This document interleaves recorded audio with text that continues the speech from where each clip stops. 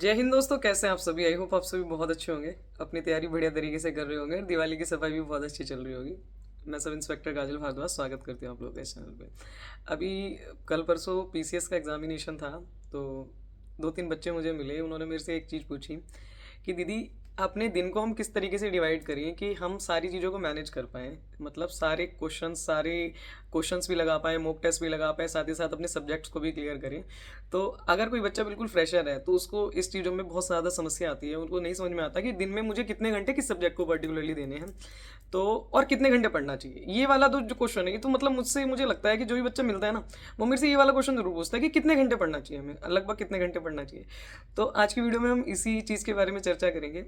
आप लोग मेरे बारे में जानते हैं, मेरा नाम सब इंस्पेक्टर काजल भारद्वाज है और ये चैनल इसलिए बना था ताकि स्टूडेंट्स की हेल्प हो सके। तो अगर आप लोग पहली बार चैनल पर विजिट कर रहे हैं तो आप चैनल को सब्सक्राइब जरूर कर लेना, आप लोगों के बहुत काम आएगा। चलिए वीडियो को शुरू करते हैं। देखो भाई, सबसे पहले मैं इस क्वेश्चन का आपको आंसर दे दूं कि दिन में कितने घंटे पढ़ना चाहिए। देखो, दिन में हमारे 24 घंटे होते हैं, ठीक है। 24 घंटे में से अगर मैं 12 घंटे नहाने धोने सोने और ईना मीना डीका पिंकी रिंकी सुनीता ललिता इन सब से बात करने के लिए निकाल दूं, तब भी मेरे पास 12 घंटे बचे। तो मेरा आंसर तो आप लोगों को ये रहेगा कि आपको मैक्सिमम से मैक्सिमम टाइम देना चाहिए जितना आप पढ़ सकते हो। पढ़ते ही रहना है, क्योंकि जब तक कहीं जॉब नहीं लगती तो तुम्हें तब तक पढ़ते रहना है। देखो, लड़कियों का तो जुगाड़ हो जाएगा, ठीक है, लड़कियों का तो रोटी का जुगाड़ हो जाएगा, पर लड़के जो स्पेशली अगर वीडियो देख रहे हैं, तुम क्या करोगे, तुम्हें तो कमा के लाना है, समझ रहे हो। तो तुम्हें जितना समय मिले उतना समय तुम्हें पढ़ना चाहिए। ये मत सोचो कि वो पर्टिकुलर बंदा 4 घंटे पढ़ के भी उसने निकाल दिया, मेरा 12 घंटे पढ़ के भी नहीं निकल रहा। ठीक है, वो उसके दिमाग की कैपेबिलिटी अलग है, आपके दिमाग की कैपेबिलिटी अलग है। पांचों उंगलियां बराबर तो नहीं है ना। देखो, ये छोटी है, ये इससे इससे लंबी ये वाली है, इससे छोटी ये वाली, पर जब सारी एक साथ मिल जाती हैं तो हाथ बनाती हैं। जब संगठित होकर हम कोई काम करते हैं तो उसका जो रिजल्ट है वो अलग ही निकलता है। तो ये चीज़ मत सोचना कभी भी कि यार मैं 12 घंटे पढ़ के भी नहीं कर पा रहा हूँ और वो बंदा 4 घंटे पढ़ के भी निकाल पा रहा है। जितना समय आपको मिले आपको उतना समय पढ़ना है। आपको ये नहीं सोचना कि मैं इतना पढ़ क्यों नहीं पा रहा या मैं उतना पढ़ क्यों नहीं पा रहा। दूसरी चीज़ ये कि जीके मैथ्स रीजनिंग, और जैसे मान लो आपकी हिंदी हो गई, अगर मैं पर्टिकुलरली यूपीएसआई की बात करूं, क्योंकि यूपीएसआई के काफ़ी सारे बच्चे हैं यहाँ पे, पर्टिकुलरली मैं यूपीएसआई की बात करूं तो यूपीएसआई में आपके 4 सब्जेक्ट हैं। अब इन चारों सब्जेक्ट को अगर आप हमें दिन में मैनेज करना पड़े तो हमें दिन में कैसे मैनेज करना चाहिए, यही तो आप लोग बात कह रहे हैं। तो देखो, 24 घंटे में से वही मैंने बताया कि 12 घंटे मैंने यहाँ निकाल दिए। अब 12 घंटे थी तो मुझे पढ़ना है। असली बात तो यह है कि हम 12 घंटे पढ़ते ही नहीं है। 12 घंटे के हम 10 घंटे भी सही से नहीं पढ़ते, 10 घंटे के हम 8 घंटे भी सही से नहीं पढ़ते। अगर कोई बच्चा डेडिकेटेडली 3 महीने तक 10 घंटे रेगुलर बिल्कुल कंसिस्टेंट होना चाहिए, एक दिन भी ना छूटे, अगर दे देना, तो ऐसा कोई सब्जेक्ट नहीं बना जिसको तुम क्लियर नहीं कर सकते। सच बात तो यह है कि हम पढ़ते ही नहीं हैं।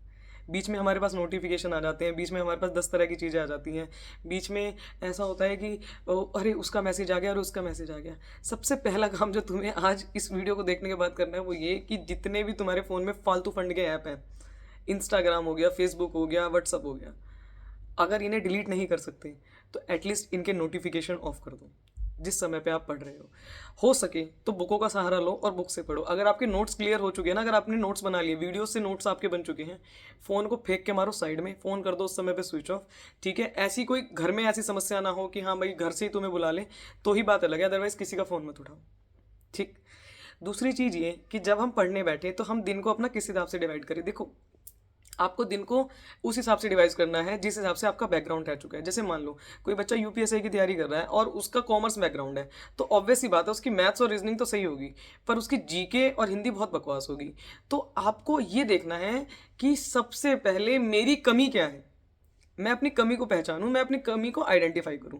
ठीक है, अगर मान लो जनरली बच्चों को जीके में बहुत प्रॉब्लम होती है, जीके में ही उनका कुछ नहीं बनता, जीके में किसी का भी नहीं बनता।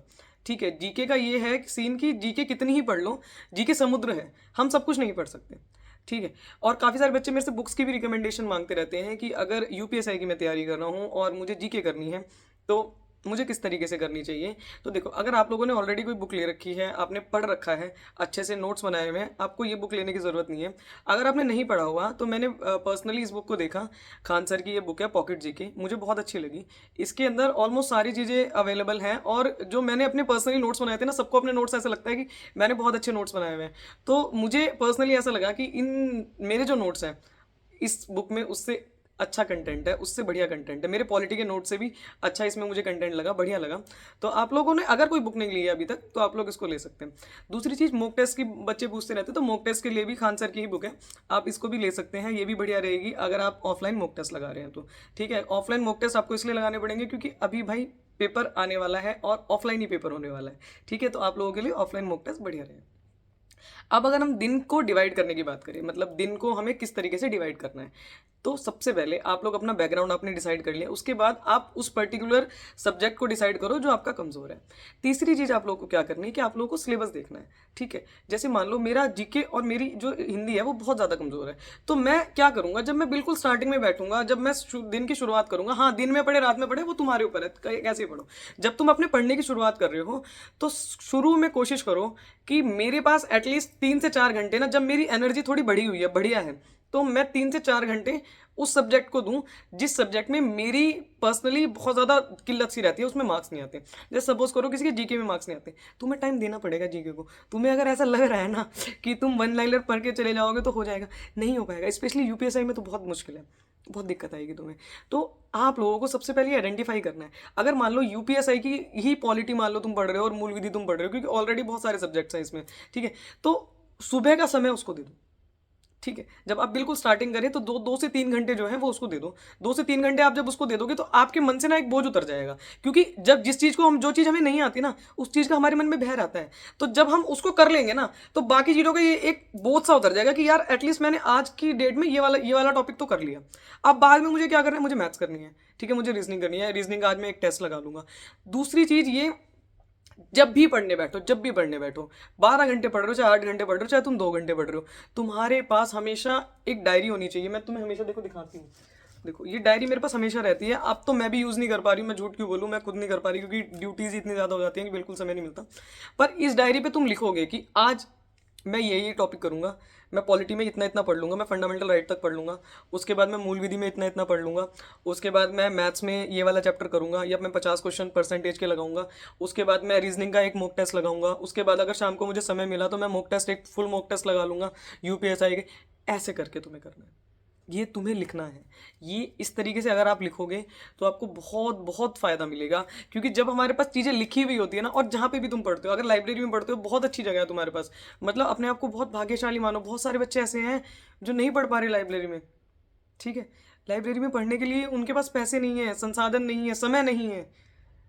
बहुत सारे लोग ऐसे हैं जो यूपीएसआई की तैयारी कर रहे हैं और वो जॉब पे रह के तैयारी कर रहे हैं, समझ रहे हो। तो आप लोगों को अगर मिला हुआ है लाइब्रेरी जाके आप लोग पढ़ रहे हो तो जाके चिपका दो उसको, मतलब जो भी आपकी दीवार है उस पर चिपका दो। ठीक है, दिन के जो शुरुआत के घंटे हैं वो उस सब्जेक्ट को दो जो सब्जेक्ट तुम्हें बिल्कुल नहीं आता, ताकि मन से एक बोझ उतर जाए कि ठीक है, मैं मेरे को इतना नहीं आता था, अब मैंने इतनी चीज़ें कर ली हैं। दूसरी चीज़ आप लोगों को क्या करनी है, जब आप शाम को पढ़ो, जब आपने सारी की सारी चीज़ें कर ली, तो ये जो मैंने डायरी में लिखवाया ना, इस पर ऐसे टिक लगाना, तुम्हें एक सेटिस्फेक्शन मिलेगा कि हाँ मैंने पढ़ा है। शाम को जब घर जाओ या जब अपना बाइंड अप कर रहे हो, तुम जब पढ़ना बंद कर रहे हो, तो हमेशा रिवाइज करके ही उठो।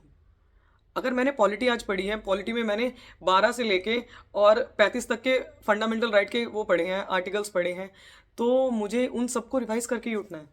ये हैबिट बनाओ कि मैं रिवाइज करके उठूंगा, चाहे मुझे कुछ भी समझ नहीं आ रहा, चाहे मुझे कुछ भी समझ नहीं आ रहा, मैं तब भी रिवाइज करके उठूंगा।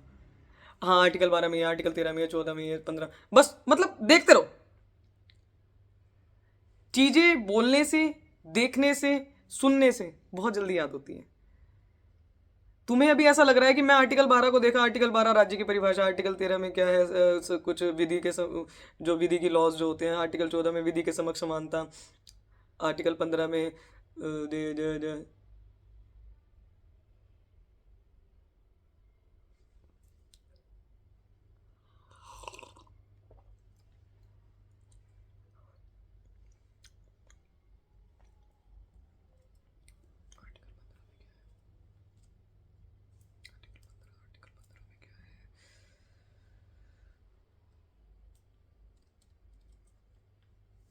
आर्टिकल 15 समता का अधिकार, आर्टिकल 16 अफसर की समानता, आर्टिकल 17 अबॉलिशन ऑफ अनटचेबिलिटी, ऐसे याद होना चाहिए तुम्हें। अगर मुझे अभी भी याद है ना, जबकि मुझे 4 साल हो चुके पढ़ाई को छोड़े हुए, तो तुम्हें भी याद होना चाहिए भाई। अगर नहीं याद है तो गलत बात है। ऐसे रफ कॉपी लिया हो, देखो ये लिया हो काले पन्ने वालों को भी, ठीक है। मतलब अगर तुम गरीब नहीं भी हो ना, तब भी यही वाली कॉपी यूज करो, और इसमें लिखो, देखो छोटे छोटे, तुम्हें कुछ दिख रहा है, देखो कितना कितना छोटा छोटा लिखा, बिल्कुल छोटे छोटे छोटे छोटे, आज 14 में, ये 15 में, ये 16 में, मतलब याद होना चाहिए तुमको, ठीक है। बहुत जल्दी मैं जो पॉलिटी के मोस्ट इंपॉर्टेंट आर्टिकल्स हैं ये मैंने बना लिए हैं, देखो ये मैंने बना लिए हैं। पॉलिटी के जो मोस्ट इंपॉर्टेंट आर्टिकल्स हैं इसके ऊपर भी मैं वीडियो लाने वाली हूँ, ठीक है। तो आप लोग बने रहना चैनल पे। ये मोस्ट इंपॉर्टेंट आर्टिकल्स के मैं लेके आने वाली हूँ, ये मतलब आपको भी मिल जाएगी इसमें, जो जो भी मोस्ट इंपॉर्टेंट मुझे लगा है कि हाँ ये आर्टिकल्स, कम से कम ये आर्टिकल्स तो आप लोगों को याद होने चाहिए, इसके ऊपर ही मैं वीडियो लाऊंगी, ठीक है। तो ये सारी चीज़ें आप लोगों को करनी है, और ज़्यादा दिवाली की सफाई में भी नहीं लगना, ठीक है। करवाओ, अच्छी बात है, दिवाली अच्छे से मनाना। भगवान करे आप सभी लोग अगले साल जॉब पे हों, आपके कंधों पे सितारे हों, आपके माँ बाप बहुत बहुत बहुत खुश हों, और बहुत मेहनत करना।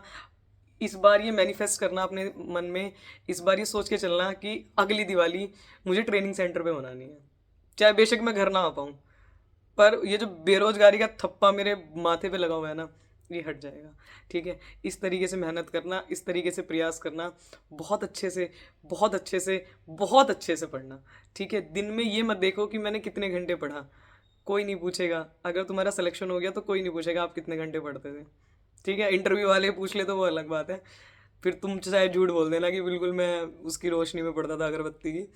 पर देखो 12-14 घंटे उस टाइम पे पढ़ा जाता है जब एग्ज़ाम आ ही रहा हो। जब तक एग्ज़ाम की डेट कंफर्म नहीं होती तो सबको ही ऐसा लगता है, ठीक है। मैं बहुत प्रैक्टिकल चीज़ों पे बात करती हूँ, मैं ज़्यादा हवा हवाई चीज़ों पे बात करती नहीं हूँ, क्योंकि मतलब ज़्यादा जो जो काम हम खुद नहीं कर पाए वो काम तुम्हें करने को मैं कभी नहीं कहूँगी, ठीक है। तो इसीलिए शायद बच्चों का बहुत प्यार मिला है मुझे, मैं बहुत बहुत बहुत ब्लेस्ड हूँ, बहुत ही ज़्यादा ब्लेस्ड हूँ कि आज भी जब मुझे कोई मिलता है ना बच्चा, तो वो मुझे दीदी बोलता है, मैडम नहीं बोलता। तो क्योंकि मैंने तुम्हें कमाया है, मैंने तुम लोगों को कमाया है, तो इस चीज़ का मुझे बहुत बहुत सुकून है। और आप भी पढ़ना, देखो बच्चा, आप तो बड़े हो ही रहे हो, एज आपकी तो बढ़ ही रही है, साथ ही साथ आपके माता पिता की भी बढ़ रही है। तो मैं हमेशा एक बात कहती हूँ कि सक्सेस लेट मिले उसका कोई फ़ायदा नहीं होता, पता चले कि उस सक्सेस को मनाने के लिए आपके पास वो लोग ना रहें, ठीक है। तो अच्छे से पढ़ना, बहुत बहुत मेहनत करना। जब ऐसा लगने लगे कि यार कुछ समझ में नहीं आ रहा, तब ये वीडियो देख लेना, ठीक है। मैं लास्ट में हमेशा आप लोगों को मोटिवेट करने वाली ही बात बोल के जाती हूँ। तो चलो यही है आज की वीडियो में, चैनल को सब्सक्राइब कर लेना अगर आपको अच्छा लगे तो। जय हिंद।